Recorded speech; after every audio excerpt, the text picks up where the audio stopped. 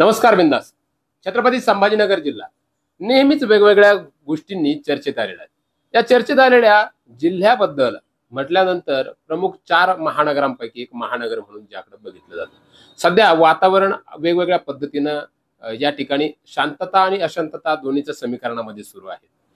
जर आपण बघितलं तर नुकतंच भारत पाकिस्तानच्या युद्धाचं वातावरण सुरू असताना तणावाची परिस्थिती देशामध्ये होती आणि त्याचबरोबर शहरामध्ये पिण्याच्या पाण्याची परिस्थिती सुद्धा तणावाची आहे. बेरोजगारीचे संकट आहेत, युवकांना हाताला काम नाहीये.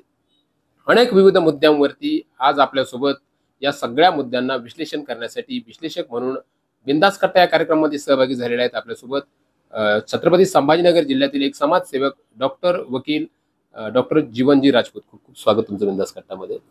सर्वप्रथम पहिला मुद्दा असा आहे की भारताच्या आणि पाकिस्तानचं युद्ध झालंय आता बऱ्यापैकी, त्यामध्ये नुकसानही झालंय आणि देशाचं लक्ष तिकडे लागलं होतं. तणावपूर्ण परिस्थिती होती.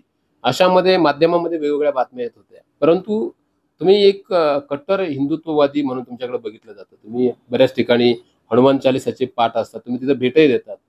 तर एक तुमच्या नजरेमधून सध्याची देशाची स्थिती काय? कारण की युद्धामधून नरेंद्र मोदी यांनी घेतलेली जी समजपूर्ण जी स्थिती आहे त्याकडे तुम्ही कशा पद्धतीने बघता? लोक त्यावरती टीका करतायत की माघार घेतली आहे मोदींनी. मी तुम्हाला सांगितलं नाही, आता माध्यमातून सांगतो की एक अभ्यास म्हणावा किंवा एक फॅमिली ट्रिप म्हणावा. मी आताच 2 मे ते 8 मे हे काश्मीरचा दौरा करून आलोय. अच्छा.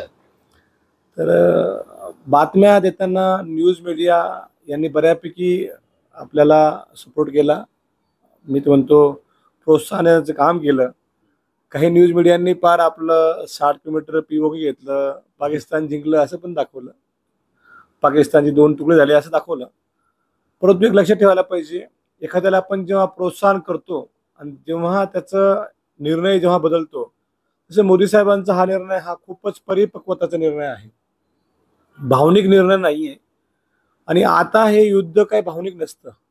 युद्ध हे डोक्यानं खेळलं जातं. लॉंग टर्म इम्पॅक्ट कसा असतो, सध्या तरी बघितलं तर पाकिस्तान आपल्यासाठी किंवा जगासाठी एक भिकारा देश बनवायला पाहिजे आपण. आणि त्याच्याबरोबर लढणं आपल्याला परवडणार नाही हे यांना अवगत होतं. तरीसुद्धा जेव्हा जो होऊ नये असा हल्ला आपल्या पहलगामला झाला, मी तिथे भेट देऊन आलो होता. तर तिथे सर्व लोकांच्या भावना, लोकांच्या प्रतिक्रिया, ग्राउंड रियालिटी काय आहे सगळं बघितलं. म्हणजे हल्ल्यानंतर तुम्ही त्या ठिकाणी भेट दिली? आता झालं, मी परवा आलो. तर त्या ठिकाणी तर ऑलमोस्ट काय आहे की जो त्यांना फटका बसायला पाहिजे त्यांच्या अपेक्षेपेक्षा जास्त त्यांना मोदी साहेबांनी दिला आहे. आणि आता जागतिक जे मार्केट आहे त्यानुसार इंडियाकडे येणारा जो व्यवसाय आहे तो खूप जास्त वाढला होता. आणि हे वाढत असताना कोणाला चीन असो, अमेरिका असो, कोणी असो, त्यांना आतल्या आत थोडी जळण असते आणि त्यांचं नुकसान होण्यासारखी चिन्ह होती. प्रत्येक जण असं भारताने युद्ध करावं ह्या दृष्टिकोनातून भारताला सपोर्ट केला होता आणि करतातही. हे राजकीय कुरघोडी असते इंटरनॅशनल लेवलची. ही पूर्णपणे सेंट्रल गव्हर्नमेंट, मोदी साहेब असेल, राजनाथ सिंग साहेब असेल, अमित शहा साहेब असेल, यांनी योग्य ती बघितली होती. आणि जो मारा करायला पाहिजे तो अगदी त्यांनी योग्य केला. आणि मी तर म्हणतो त्यांनी बरोबर स्टेप उचलत आता सध्या देशाला एकदम सुरक्षित लेवलला त्यांनी आणून ठेवलंय. त्यांची तुलना इंदिरा गांधी सोबत केली जाते. अनेक टीकाकार टीकेची झोड उठवतात. त्यामध्ये काही पत्रकार आहेत, काही समाजसेवक आहेत, काही विश्लेषक आहेत. त्यांचं असं म्हणणं आहे की इंदिरा गांधी ज्या होत्या ते त्यांच्या मतावरती ठाम होत्या. आज जर इंदिरा गांधी असतात तर पाकिस्तान उद्ध्वस्त झाला असता आणि उद्ध्वस्त पाकिस्तानला वाचवण्यासाठी ट्रम्प यांनी जी मध्यस्थी केली आहे त्या मध्यस्थीची गरज मोदी तिथे झुकले असं लोकांची टीका होते. तर या सगळ्या गोष्टींना तुमच्या नजरेतून तुम्ही कशा पद्धतीने पाहता?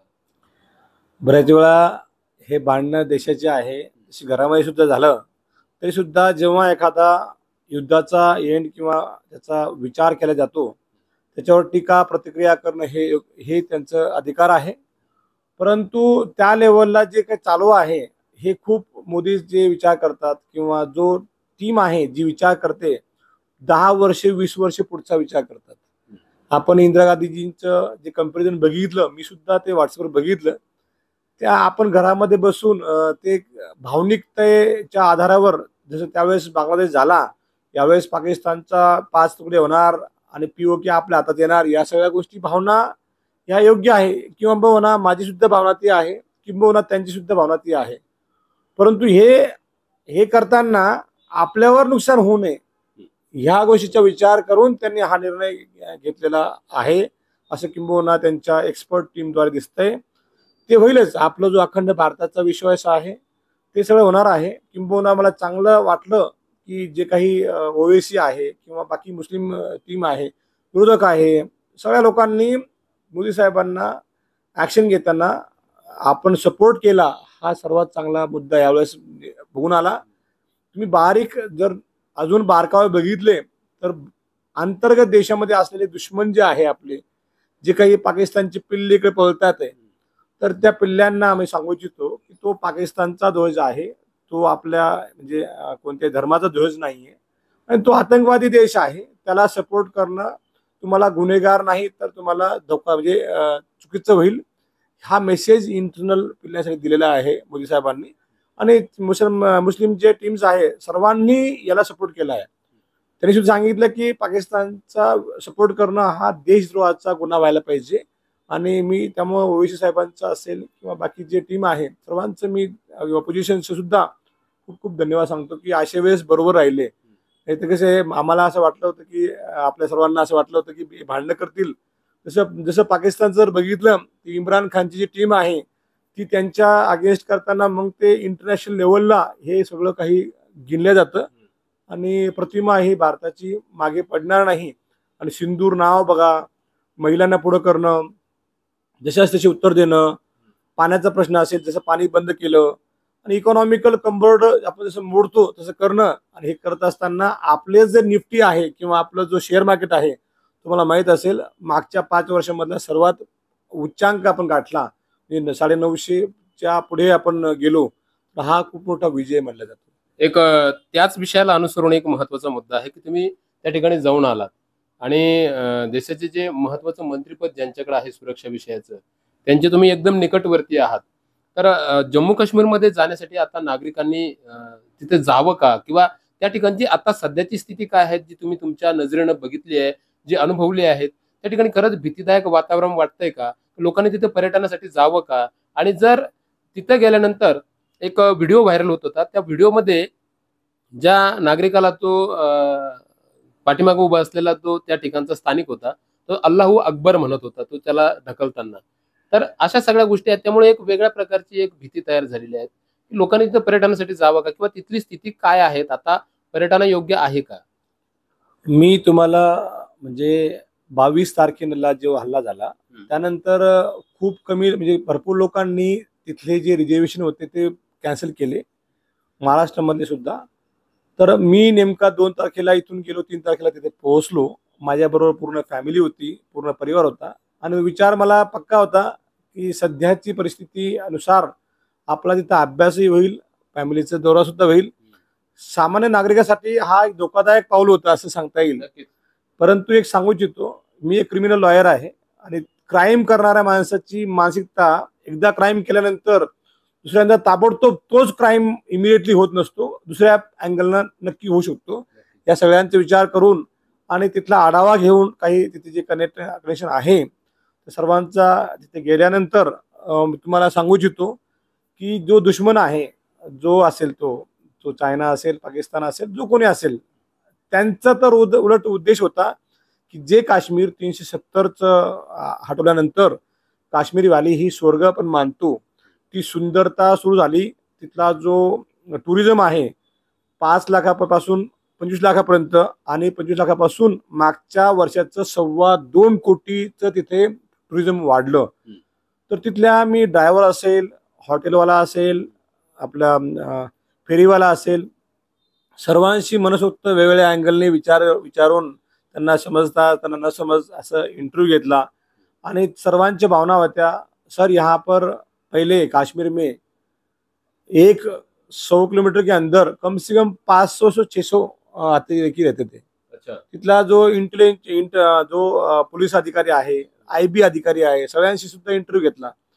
तर ते म्हणे 100 किलोमीटरच्या आतमध्ये आमचे 450 ते 500 अंदाजे असे स्लीपर सेल राहायचे. वरून आदेश आला का ते बंदूक काढायचे आणि डायरेक्ट मारायचे. परंतु आता पूर्ण काश्मीरमध्ये कमीत कमी म्हणजे जास्तीत जास्त 1,200च्या प्लस जास्त तिथे नाहीये. आणि त्यामुळे खूप कमी तिथे पथराव म्हणजे दगड मारणारे होते. सर्वांना प्रत्येकाला जेव्हा रोजगार मिळतो, घर आपलं चालतं, त्यामुळे ते चुकीच्या मार्गावरून चांगल्या मार्गाला लागली होते. आता खूप चांगली शांती तिथे होती.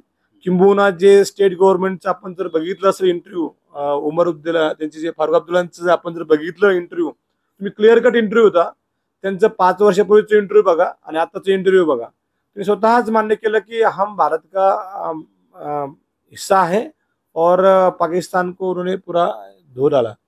तर ह्या सगळ्या गोष्टीमुळे जेव्हा मुखिया जोच विरोधक होता तोच त्याला सपोर्ट करतो आहे. कारण की जे पावलं उचलले गेले 370 नंतर ते योग्य आणि विकासाच्या दृष्टिकोनातून चांगले असल्यामुळे तिथल्या लोकांनी सुद्धा जो 50% पेक्षा अधिक वर्ग पाकिस्तानला सपोर्ट करत होता तो आता 10 ते 12% आलेला आहे. आणि ते 10 ते 12% पुन्हा आत्मनिर्भर सुद्धा आहे. त्यामुळे आता जवळपास खूप चांगला वातावरण आहे. हे युद्धाचं वातावरण संपलं की ताबडतोब काश्मीरमध्ये जाण्यासाठी काहीही हरकत नाही.